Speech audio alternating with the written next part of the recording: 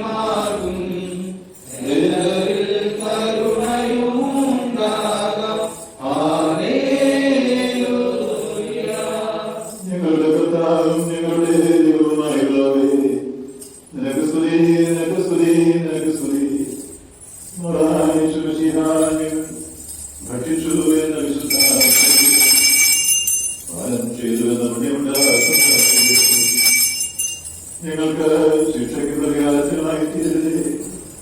എന്നാലോ നിങ്ങളുടെ ജീവനും രക്ഷയ്ക്കും അനുഗ്രഹങ്ങൾക്ക് പര്യാപ്തമായി തീരണമേ. ദൈവത്തമ്പുരാനേ, നിങ്ങളെല്ലാവരും എഴുന്നേൽക്കാകണമേ.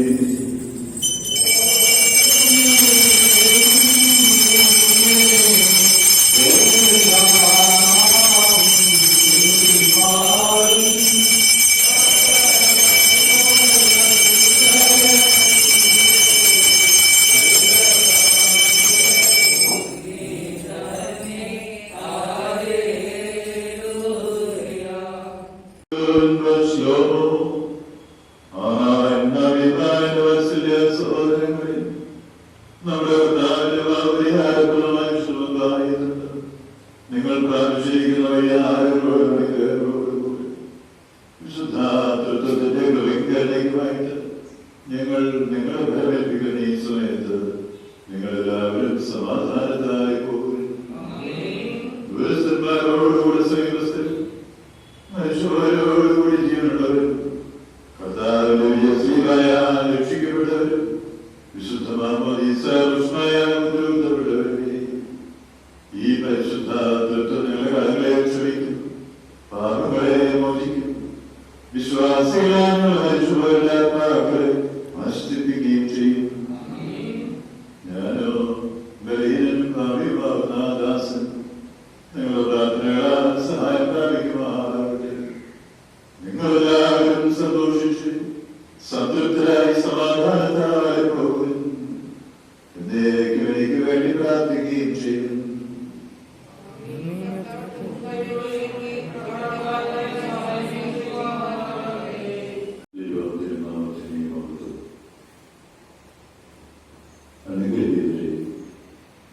പെരുന്നാളിന് ശേഷം വരുന്ന ഒന്നാമത്തെ ഞായറാഴ്ചയാണ് പറയുന്നത്. ഇന്ന് നാം വായിച്ചു കേട്ട വേദഭാഗം വിശുദ്ധ മത്തായിയുടെ സുവിശേഷം 4-ാം അധ്യായത്തിലെ 2-ാമത്തെ പാരഗ്രാഫ് മുതലുള്ള ഭാഗമാണ്. അവിടെ വളരെ കൗതുകകരമായൊരു കാര്യം മത്തായി വിവരിക്കുന്നുണ്ട്. യേശുവിന് മുന്നോടിയായിട്ട് വന്ന യോഹന്നാൻ സ്നാപകൻ തടവിലായി എന്ന് കേട്ടപ്പോൾ യേശു ഗലീലയ്ക്ക് പോയി എന്ന് പറയുന്നു. ഇത് നമ്മെ ചിന്തിപ്പിക്കേണ്ടുന്ന ഒരു യാഥാർത്ഥ്യമാണ്. യോഹന്നാൻ തടവിലായത് യഹൂദിയിലാണ്, യെരൂശലേമിലാണ്. പക്ഷേ കർത്താവ് പോയത് ഗലീലയിലേക്കാണ്. ഈ ഒരു പ്രത്യേകത യേശു പോകേണ്ടിടത്തേക്ക് തന്നെയാണോ പോയത്? തനിക്ക് വേണ്ടി തന്നെ മുന്നോടിയായിട്ട് വഴിയൊരുക്കുവാൻ വന്ന ആ വലിയ പ്രവാചകൻ പ്രയാസത്തിലായി എന്ന് കേട്ടപ്പോൾ, കാരാഗ്രഹത്തിലായി എന്ന് കേട്ടപ്പോൾ ഒന്ന് സഹായിക്കാനുള്ള മനോഭാവം ക്രിസ്തുവിനുണ്ടാകട്ടെ. ചിലപ്പോഴെങ്കിലും നമ്മുടെ ജീവിതത്തിലും ചില ഗതികേടുകൾ വരുന്ന സമയത്ത് ദൈവം നമ്മുടെ ഒപ്പം ഇല്ലേ എന്ന് തോന്നൽ നമുക്കുണ്ടാകും. അങ്ങനെ ഒരു തോന്നലുണ്ടാകുമ്പോൾ നമ്മെ ചിന്തിപ്പിക്കുവാനായിട്ട്, നമുക്ക് ആത്മീയ ഊർജം തരുവാനായിട്ട് ഈ ഭാഗം ഉപകരിക്കും. എന്റെ ക്രിസ്തു മറ്റൊരിടത്തേക്ക് പോയത്, പോകേണ്ടിടത്തേക്ക് പോകാതെ മറ്റൊരിടത്തേക്ക് പോയി എന്ന് നമ്മുടെ സാമാന്യ ബുദ്ധിക്ക് ചിന്തിക്കുമ്പോൾ മനസ്സിലാകുന്നതാണ്. ഇവിടെ നാം ഒരു കാര്യം മനസ്സിലാക്കണം. യോഹന്നാനൊരു ശുശ്രൂഷ നിർവഹിക്കാനായിട്ടുണ്ട്. അത് യേശുവിനെ പരമേൽപ്പിച്ചു കഴിഞ്ഞാൽ യോഹന്നാന്റെ ശുശ്രൂഷ പൂർത്തിയായി. അതുകൊണ്ട് യോഹന്നാന്റെ ശുശ്രൂഷ തികഞ്ഞു എന്ന് ബോധ്യമായതുകൊണ്ടാണ് ക്രിസ്തു പിന്നെ അങ്ങോട്ട് പോകാതിരുന്നത്. ഓരോ മനുഷ്യ ജീവിതത്തിനും ഒരു ലക്ഷ്യമുണ്ടത്രേ. ആ ലക്ഷ്യം നിറവേറ്റി കഴിഞ്ഞാൽ പിന്നെ ഈ വേദനകൾ നിറഞ്ഞ ലോകത്തിൽ ഒരു നിമിഷം പോലും നമുക്ക് നിൽക്കേണ്ട ആവശ്യമില്ല. അതുകൊണ്ട് യോഹന്നാൻ കാരാഗ്രഹത്തിൽ അടയ്ക്കപ്പെട്ടു. ഇനി അവിടെ നിന്ന് എന്ത് സംഭവിക്കുമെന്ന് ക്രിസ്തുവിന് അറിയാം. തന്റെ ഇഹലോക ജീവിതം അവിടെ അവസാനിക്കുകയാണ്. കാരാഗ്രഹത്തിൽ നിന്ന് യോഹന്നാന്റെ തലയാണ് പിന്നീട് ഒരു വെള്ളിത്താരത്തിൽ അവിടെ സമർപ്പിക്കുന്നത് ഷലോമയ്ക്ക് വേണ്ടി. അപ്പോൾ യോഹന്നാന്റെ ശുശ്രൂഷ നിറവേറ്റി കഴിഞ്ഞു എന്ന് ബോധ്യമുള്ളത് കൊണ്ട് ഈ തടവിൽ നിന്ന് വിടുവിക്കാൻ ശ്രമിക്കേണ്ട ആവശ്യമില്ല. ദൈവഭക്തന്മാർക്ക്, ദൈവമക്കൾക്ക് ഈ ജീവിതം എന്ന് പറയുന്നതിനേക്കാൾ ഉദാത്തമാണ് അങ്ങേ ലോക ജീവിതം. അതുകൊണ്ട് അതിലേക്ക് പ്രവേശിക്കാൻ യോഹന്നാനെ അനുവദിക്കുന്നതിന് വേണ്ടിയാണ് ക്രിസ്തു മുന്നോട്ട് പോകാതിരുന്നത്. നമ്മുടെ ജീവിതത്തിൽ നമ്മെ ഒറ്റയ്ക്ക് കഷ്ടപ്പെടാൻ വിടുന്നുണ്ടെങ്കിൽ ഓർക്കണം, ദൈവം അതിലൂടെ നമുക്കൊരു ചുമതല തന്നിട്ടുണ്ട്. നാം നിർവഹിക്കേണ്ടതായ ഒരു ശുശ്രൂഷ, ഒരു ഉത്തരവാദിത്വം. അത് നിർവഹിക്കാനുള്ള എല്ലാ കഴിവും പ്രാപ്തിയും നമുക്ക് തന്നിട്ട് തന്നെയാണ് ക്രിസ്തു നമ്മെ ഈ ലോകത്തിലേക്ക് പറഞ്ഞയച്ചിരിക്കുന്നത്. അതുകൊണ്ട് ആ ശുശ്രൂഷ സഫലമായിട്ടേ നിനക്ക് പോകേണ്ടി വരുള്ളൂ. നാം പലപ്പോഴും അവിചാരിതമെന്ന് തോന്നുന്നതൊക്കെ ദൈവത്തിന്റെ പദ്ധതികളുടെ ഭാഗമാണ്. അതുകൊണ്ട് യോഹന്നാന്റെ ശുശ്രൂഷ പൂർത്തിയാക്കുവാൻ എല്ലാ സംവിധാനങ്ങളും ദൈവം നൽകിയിരുന്നു. അത് നിറവേറി കഴിഞ്ഞു. അതുകൊണ്ട് ക്രിസ്തു അങ്ങോട്ട് പോകാതെ തന്റെ ശുശ്രൂഷയ്ക്ക് പോകുന്നു. അവിടെ ചെന്ന ജനങ്ങളോട് പറയുകയാണ്, സ്വർഗരാജ്യം സമീപിച്ചിരിക്കുന്നു, അതുകൊണ്ട് മനസ്സാന്തരപ്പെടുകയാണ്. ഇതേ രൂപ തന്നെയാണ് യോഹന്നാൻ ആദ്യം പറഞ്ഞത്. യോഹന്നാന്റെ ശുശ്രൂഷ അതായിരുന്നു, സ്വർഗരാജ്യം സമീപിച്ചിരിക്കുന്നു, മനസ്സാന്തരപ്പെടുമെന്ന് മരുഭൂമിയിൽ യോഹന്നാൻ വിളിച്ചു പറഞ്ഞെങ്കിൽ, ഇപ്പോൾ യോഹന്നാൻ കാരാഗൃഹത്തിലേക്ക് പോയപ്പോൾ ക്രിസ്തു ആ ശുശ്രൂഷ ഏറ്റെടുത്തുകൊണ്ട് തന്റെ തുടർന്നുള്ള കാൽവരിയിലേക്കുള്ള യാത്ര ആരംഭിക്കുകയാണ്. അതുകൊണ്ട് പ്രിയമുള്ളവരെ, ക്രിസ്തു പോയത് മറ്റു ചില സംവിധാനങ്ങൾക്ക് വേണ്ടിയല്ല. തന്റെ ശുശ്രൂഷ നിർവഹിക്കണം, കാൽവരിയിലേക്ക് താൻ നടന്നെടുക്കണം. അതിന് ചില കാര്യങ്ങളൊക്കെ നിർവഹിക്കാനുണ്ട്. ഗലീലയിലും ശമര്യയിലും യഹൂദിയിലും ഒക്കെ അതിനുവേണ്ടി താൻ ഇറങ്ങി പുറപ്പെട്ടു. നാം ഓർക്കുക, എല്ലാവർക്കും നിറവേറ്റാനുള്ള ശുശ്രൂഷകളുണ്ട്. അതൊക്കെ വിസ്മരിച്ചുകൊണ്ട് നാം പലപ്പോഴും അലസരായി, ആലസ്യത്തിൽ മുഴുകി, ആഡംബരത്തിൽ കഴിഞ്ഞ് മടിയന്മാരായി മുന്നേറുന്നുണ്ടെങ്കിൽ ഓർക്കണം, നമ്മുടെ ഈ ചെറിയ ജീവിതം കൊണ്ട് ഒരു ശുശ്രൂഷ നിർവഹിക്കുവാനുള്ള ദൈവത്തിന് ഈ ലോകത്തിൽ യോഹന്നാൻ നിറവേറ്റി, നമുക്ക് നിറവേറ്റട്ടെ. ക്രിസ്തു നിറവേറ്റി, നമുക്ക് നിറവേറ്റട്ടെ. ദൈവം തന്നിരിക്കുന്ന സംവിധാനങ്ങളൊക്കെ കാണുമ്പോൾ ഓർക്കണം, നമ്മുടെ നിയോഗം പൂർത്തിയാക്കാൻ വേണ്ടി തന്നതാണ് അതൊക്കെ. അതൊന്നും അറിയാതെ നാം നമ്മുടെ സൗകര്യങ്ങൾ നമുക്ക് വേണ്ടി മാത്രം അങ്ങനെ ഉപയോഗിച്ച് കഴിയുകയാണ്. അതല്ല, ദൈവം തന്ന സൗകര്യങ്ങൾ, ദൈവത്തിന് നമ്മെ കുറിച്ചൊരു ഉദ്ദേശമുണ്ട്. അത് നിറവേറ്റുന്നതിന് വേണ്ടി തന്നതാണ്. വീട്ടിൽ ധാരാളം പണം ഉണ്ടെങ്കിൽ ഒരുപക്ഷെ ചെറിയ കുഞ്ഞുങ്ങൾ വിചാരിക്കും, ഇഷ്ടംപോലെ പൈസ ഉണ്ടല്ലോ, ഇപ്പൊ ഒരു ബൈക്ക് വാങ്ങിയായിരുന്നു. ചില പെങ്ങളുടെ കല്യാണത്തിന് വെച്ച പൈസയായിരിക്കും. അതിനൊരു ഉദ്ദേശമുണ്ട് ആ പണത്തിന്, അത് ഇതിന് ചിലവാക്കാനുള്ളതല്ല എന്ന് പറയുന്നത് പോലെ ജീവിതത്തിൽ ദൈവം തരുന്ന ഓരോ സൗകര്യങ്ങൾക്കും ഒരു ഉദ്ദേശമുണ്ട്. അത് നിറവേറ്റാതെ നമ്മുടേതായ കാര്യങ്ങൾക്ക് വേണ്ടി മാത്രം വിനിയോഗിക്കുമ്പോൾ ഓർക്കണം, നാമും ബാലിശമായ ചിന്താഗതിയുള്ളവരാണ്. ദൈവത്തിന് വേണ്ടി സമർപ്പിതമായ ജീവിതം നയിക്കുവാനും ദൈവം തന്ന നിയോഗങ്ങളെ, ഉത്തരവാദിത്തങ്ങളെ ഫലപ്രാപ്തിയിലെത്തിക്കുവാനും ദൈവം എന്നെയും നിങ്ങളെയും ശ്രദ്ധീകരിക്കട്ടെ എന്നത് പ്രാർത്ഥിച്ചുകൊണ്ട് എന്റെ വാക്കുകളുടെ ഉപസംഹരിക്കുകയാണ്. നമ്മുടെ പെരുന്നാൾ സമാഗതമായി. പെരുന്നാളിന് ചില മെയിൻ്റനൻസ് പ്രവർത്തനങ്ങളൊക്കെ ചെയ്യാനുണ്ട്. നിങ്ങളുടെ വീടായാലും നിങ്ങളതൊക്കെ ചെയ്യുമല്ലോ. ഒരു പെരുന്നാൾ വരുമ്പോൾ ഭംഗിയാക്കാൻ ആഗ്രഹിക്കുമല്ലോ. അതുപോലെ നമുക്ക് പലതും ചെയ്യാനുണ്ടായിരുന്നു. ഇനി കുറച്ച് ദിവസങ്ങളേ ഉള്ളൂ. നിങ്ങളോട് ഞാൻ എല്ലാവരോടും ആവശ്യപ്പെട്ടിരുന്നു, നിങ്ങളുടെ സമ്പത്തിന്റെ ഒരു ഭാഗം അതിനു വേണ്ടി മാറ്റിവെക്കണമെന്ന്. എത്ര പേര് തന്നുവെന്ന് എനിക്ക് അറിഞ്ഞുകൂടാ. തന്നാൽ നല്ലത്. നമുക്ക് മതിലൊക്കെ ഏരിയകളൊക്കെ ഉണ്ടായിരുന്നു, പക്ഷെ നമുക്ക് അതിനുള്ള വരുമാനമൊന്നും ഇപ്പോൾ ഇല്ല. അതുകൊണ്ട് ഏതാനും ചില തൂണുകളും കുരിശുപള്ളിയും മാത്രം ഒന്ന് വെളുപ്പിച്ചിട്ടുണ്ട്. മറ്റു ഭാഗങ്ങളൊന്നും പറ്റിയിട്ടില്ല. നിങ്ങളുടെ സാമ്പത്തിക സഹായം ലഭിക്കുമെങ്കിൽ അതൊക്കെ ചെയ്യാനായിട്ട് കഴിയും എന്നാണ് പ്രതീക്ഷിച്ചത്. നിങ്ങൾക്ക് കഴിയുമെങ്കിൽ കാര്യങ്ങളിൽ കൂടെ സഹകരിക്കണം. അത് നിങ്ങൾക്ക് തോന്നുമ്പോൾ തരുന്നുണ്ട്, എനിക്കറിയാം. നിങ്ങൾക്ക് തോന്നുന്ന സമയത്ത് തരുന്നുണ്ട്. വഴിപാടൊക്കെ കാണുമ്പോൾ ഓർക്കും, പുള്ളിക്ക് ആവശ്യമുള്ള സമയത്ത് നിങ്ങൾ തരുന്നത് അതാണ് കൂടുതൽ നല്ലത്. ഞാൻ എപ്പോഴും പറയാറുണ്ടല്ലോ, ദാഹിക്കുമ്പോൾ ഒരു ഗ്ലാസ് പച്ചവെള്ളം തന്നാലും സന്തോഷമാണ്. അല്ലാത്ത സമയത്ത് നിങ്ങൾ തേൻ തന്നെ ഒഴിച്ചു തന്നാലും അത്ര വലിയ രസം തോന്നില്ല. ഇതുപോലെ പള്ളിക്ക് ദാഹിക്കുന്ന സമയമാണിപ്പോൾ. സാമ്പത്തികമായിട്ട് വളരെ ബുദ്ധിമുട്ടുന്നുണ്ട് ഈ ഇടവക. വരുമാനമൊന്നും ഇല്ലാത്ത ഇടവയ്ക്കാൻ നിങ്ങൾക്ക് അറിയാമല്ലോ. ചില കാര്യങ്ങളൊക്കെ നിർവഹിക്കാനുമുണ്ട്. ഏതായാലും നിങ്ങളുടെ പ്രാർത്ഥനയും ഈ ഇടവകയെ സമർപ്പിക്കുക. എന്നാൽ ഭംഗിയാകുവാൻ നിങ്ങൾ നേതൃത്വം വെക്കുക, സഹകരിക്കുക. 14-ാം തീയതി നമ്മുടെ കുരിശുപള്ളിയിലാണ് വിശുദ്ധ കുർബാന 7 മണിക്ക്. മാതാവിന്റെ ഓർമ്മയിൽ സ്ഥാപിതമായ കുരിശുപള്ളി, അവിടെ പ്രത്യേക ആരാധന നാം വ്യാഴാഴ്ച നിർവഹിക്കുന്നു. അന്ന് വൈകിട്ട് പള്ളിയിൽ സന്ധ്യാ നമസ്കാരവും പെരുന്നാളിന്റെ പ്രദക്ഷിണം പള്ളിക്ക് ചുറ്റും നടത്തുന്നു. വെള്ളിയാഴ്ച കാലത്ത് 7 മണിക്ക് പ്രഭാത നമസ്കാരവും 8 മണിക്ക് വിശുദ്ധ കുർബാനയും തുടർന്ന് പള്ളിക്ക് ചുറ്റുമുള്ള പ്രദക്ഷിണവും നടത്തുകയാണ്. അതാണ് ചെറിയ തോതിൽ പെരുന്നാൾ നാം ആചരിക്കുന്നത്. അത് ആത്മീയമായി ചിന്തിക്കുമ്പോൾ വലിയ പെരുന്നാൾ തന്നെയാണ്, ആഘോഷങ്ങളില്ലെന്ന് മാത്രം. അത് കഴിഞ്ഞ് ആർക്കെങ്കിലും പള്ളിയിൽ വന്ന് പ്രാർത്ഥിക്കാൻ ആഗ്രഹിക്കുന്നവരുണ്ടെങ്കിൽ അതിന് ധാരാളം സമയമുണ്ട്. അന്ന് മുഴുവൻ വൈകിട്ട് 5 മണി വരെ പള്ളി തുറന്നിരിക്കും. നിങ്ങൾക്ക് കുടുംബമായി വന്ന് പ്രാർത്ഥിക്കാനുള്ള അവസരമുണ്ട്. കോവിഡ് പ്രോട്ടോകോൾ നിങ്ങൾ പാലിക്കണം എന്നത് പ്രത്യേകം ഓർക്കുക. 5 മണിക്ക് ഒരു പ്രത്യേക മധ്യസ്ഥ പ്രാർത്ഥനയും സമാപന ആശീർവാദവും ഉണ്ടായിരിക്കും. സാധിക്കുന്നവർക്ക് ദൈവം സംബന്ധിക്കുന്നത് അനുഗ്രഹമുള്ളതാണ്. എല്ലാ കാര്യങ്ങളും ഭംഗിയാക്കുവാൻ നിങ്ങളുടെ പ്രാർത്ഥന ഉണ്ടാകണമെന്ന് ഈ സമയത്ത് ഓർമ്മിപ്പിക്കുകയാണ്. ഇപ്പോൾ നമുക്ക് പെരുന്നാളിന്റെ കൊടിയേറ്റം നിർവഹിക്കാം. ഈ കൊടി ഈ പ്രദേശത്ത് അഭിമാനത്തോടെ വീഴുമ്പോൾ അതിന്റെ കൂടെ ഈ ഇടവകയിൽ നിന്ന് അനുഗ്രഹം കൂടെയാണ് ഈ ചുറ്റുപാട് പ്രസരിക്കുന്നത്. പ്രത്യേകമായിട്ട് 3 വിശുദ്ധരാണ് നമ്മുടെ ഈ ഇടവകയുമായി ബന്ധപ്പെട്ട് നാം പ്രാർത്ഥന ശരണപ്പെടുന്നത്. ഒന്ന്, ഈ ഇടവക സ്ഥാപിതമായ മോർഗീവറിയുടെ നാമത്തെ മധ്യസ്ഥത.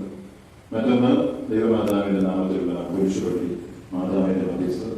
മറ്റൊന്ന്, തോമാശ്രീനായുടെ നാമത്തിലുള്ള കുരിശുപള്ളി മാർത്തോമായുടെ മധ്യസ്ഥത. അതുകൂടാതെ എല്ലാ അപ്പോസ്തലന്മാരുടെയും വിശുദ്ധന്മാരുടെയും മധ്യസ്ഥത നമ്മോടൊപ്പമുണ്ട്. ആ അനുഗ്രഹം ഈ പ്രദേശത്തിലേക്ക് കൂടെ വ്യാപരിക്കുവാൻ ഈ ദേവാലയവും ഉയർന്നു നിൽക്കുന്ന ഈ കുരിശും ഇടയാകണം. ആ വിധത്തിൽ പ്രാർത്ഥനയോടുകൂടി നമുക്ക് ഈ ശുശ്രൂഷ നിർവഹിക്കാം. ദൈവം വരാൻ നിങ്ങൾ എല്ലാവരെയും വാഴ്ത്തി അനുഗ്രഹിക്കുമാറാകട്ടെ. ആകാശം ഭൂമിയും നിങ്ങളെല്ലാവരും അനുഗ്രഹിതരാകുന്നു. ഈ ആത്മീയ ശുശ്രൂഷയിൽ പങ്കെടുത്ത നിങ്ങളെ കർത്താവ് വാഴ്ത്തി അനുഗ്രഹിക്കട്ടെ. കർത്താവ് നിങ്ങളെ വിശ്വാസികളായ നിങ്ങളുടെ വാങ്ങിപ്പവരുടെ ആത്മാക്കളെയും ആശ്രയിപ്പെടുത്തട്ടെ. പിതാവും മക്കളും വിശുദ്ധമായുള്ളവരെ കുറ്റമുള്ളതും കുറവുള്ളതുമായ ഞങ്ങളുടെ പ്രാർത്ഥനകൾ സ്വർഗത്തിൽ അംഗീകരിക്കണമേ.